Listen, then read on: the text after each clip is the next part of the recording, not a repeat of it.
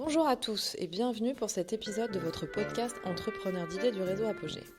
Chaque mois, Entrepreneurs d'idées vous emmène à la rencontre de porteurs de projets innovants qui agissent au quotidien au service de l'intérêt général. Au fil des épisodes, découvrez leurs clés de succès, leurs partenaires, leurs méthodes, afin de faciliter la réussite de vos prochains projets. Nous partons aujourd'hui à la rencontre de Théo Noguer, porteur du projet Solivet, qui existe sur la région Rhône-Alpes depuis 2019. Le projet Solivet consiste à l'accompagnement des structures sociales dans la prise en charge des propriétaires d'animaux en situation de grande précarité. Il s'agit de former le personnel social à l'accueil des animaux, d'accompagner le binôme lors de son retour au sein d'un logement et de permettre le maintien dans ce logement, et également d'assurer le suivi vétérinaire des animaux accueillis afin de garantir le statut sanitaire des établissements d'accueil. Vous retrouverez cet épisode sur vos plateformes de podcast habituelles, n'hésitez pas à vous abonner. Mais tout de suite, place à notre conversation. Alors bonjour Théo. Bonjour. Alors tu es porteur du projet Solivet. Avant de nous parler de ton association, j'aurais voulu savoir un petit peu sur quel constat tu t'es appuyé pour définir ce projet. Alors, de formation, je suis vétérinaire et j'ai eu l'opportunité, lorsque j'ai commencé mes études vétérinaires, de pouvoir m'engager dans une association qui allait soigner gratuitement les animaux de personnes sans domicile fixe sur Lyon. Et je me suis rapidement rendu compte que si cette activité de soins vétérinaires aux animaux de personnes sans domicile fixe était essentielle, elle n'était pas suffisante pour permettre leur insertion et leur réintégration dans la société. Et c'est partant de ce principe et de cette première expérience terrain que j'ai monté le projet Solivet. D'accord. Alors quels sont les services en fait proposés par Solivet ? Avec Solivet, aujourd'hui, nous on accompagne des structures sociales d'accueil, d'hébergement et de logement dans la prise en charge de ces personnes en grande précarité qui possèdent des animaux de compagnie. On les accompagne principalement autour de 3 grands axes. La formation du personnel social aux approches comportementales animales. L'idée, c'est qu'ils puissent et qu'ils sachent accueillir les propriétaires d'animaux dans leur structure, et cela en toute sécurité pour eux, pour l'animal et pour le propriétaire. Le deuxième axe de travail, c'est le soin vétérinaire des animaux accueillis, parce que si la structure d'accueil joue le jeu, accepte de recevoir les animaux de personnes sans domicile fixe, l'idée, c'est qu'ils ne deviennent pas une source de parasites ou de maladies dans la structure. Et enfin, le troisième axe d'action, c'est accompagner le binôme homme-animal lors de la période de retour et de maintien dans un hébergement puis dans un logement, notamment en travaillant autour des activités d'éducation comportementale de l'animal. Est-ce que tu peux nous parler d'une notion qui est la notion en fait, de la relation homme-animal comme outil de réinsertion ? Oui, bien sûr. Donc l'idée, c'est de s'appuyer sur la force de la relation qui existe entre les personnes sans domicile fixe et leurs animaux pour accélérer ou au moins faciliter le travail social derrière.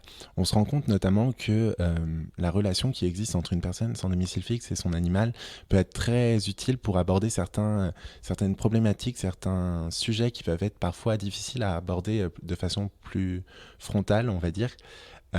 Par exemple, on peut aborder le parcours de vie de la personne, des questions d'hygiène, des questions de santé assez facilement en passant par l'animal et en faisant des parallèles avec la personne. Très bien. Et pour ce projet, quels sont les partenaires actuels ? Alors aujourd'hui, on travaille avec 4 structures sociales sur Lyon et Grenoble, donc Casse Métropole Habitat, Totem, qui est une structure du relais Ozanam, la Péniche Accueil et le réseau Intermed. Et pour mettre en place ces accompagnements, on s'appuie sur des partenaires opérationnels qui sont l'Ordre national des vétérinaires ou encore le Syndicat national des vétérinaires.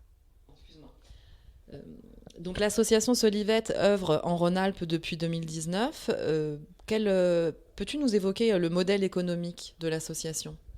Oui, alors aujourd'hui on s'appuie sur un modèle économique hybride avec d'un côté une part de prestation de services qu'on facture aux structures sociales, aux bailleurs sociaux qu'on accompagne ou autres. Et d'un autre côté, pour les structures qui n'ont pas forcément les moyens de financer cet accompagnement, on met en place un modèle plus associatif où on va chercher du mécénat, des financements externes, notamment des subventions des collectivités territoriales ou autres, pour mettre en place ce suivi dans les centres. D'accord. Est-ce que tu peux nous donner le nom de tes partenaires financiers actuels ? Oui. Aujourd'hui, on est soutenu par la Fondation de France, la Fondation Massif, la Fondation Adrienne et Pierre Sommer, l'entreprise Purina, qui est une filiale du groupe Nestlé spécialisée en alimentation animale, Et puis voilà. D'accord. Donc on peut dire finalement que ce projet est allé très vite, qu'il y avait une base intéressante et une expérience intéressante qui t'a permis justement de mettre en place ce projet, de rechercher les financements et de les obtenir assez rapidement, puisqu'en un an, tu as quand même réussi à obtenir des financements intéressants. Par contre, en tant que jeune entrepreneur, j'imagine que tu as dû faire face à des problématiques, des freins. Donc, est-ce que tu peux nous dire déjà quels ont été les freins au montage de projet et comment tu as remédié à ces freins, quels sont les leviers qui t'ont permis justement d'avancer? Alors, le premier frein, ça a été évidemment mon âge, je pense, et la crédibilité qu'il pouvait y avoir au projet derrière.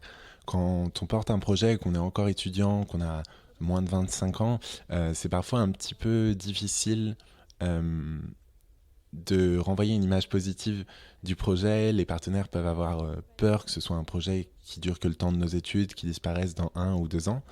On a réussi à contourner ce frein-là, je pense vraiment en s'accrochant, en continuant à aller sur le terrain, en obtenant des résultats, en retournant voir ces partenaires qui pouvaient être parfois un petit peu effrayés dans un premier temps. Et puis, à force de travail, ça a été.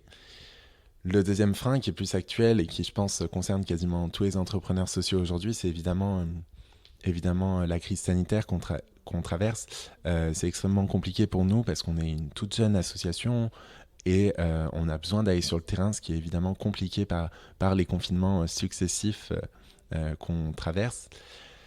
Donc là, il n'y a pas vraiment de solution, on est patient, on continue malgré tout à mettre en place le suivi vétérinaire parce qu'il y a des vraies questions de santé publique derrière et donc c'est considéré encore comme une activité essentielle et on essaie de maintenir le lien avec les structures sociales qu'on a pu commencer à accompagner pour remettre en place un travail dès que la situation sera plus favorable. D'accord.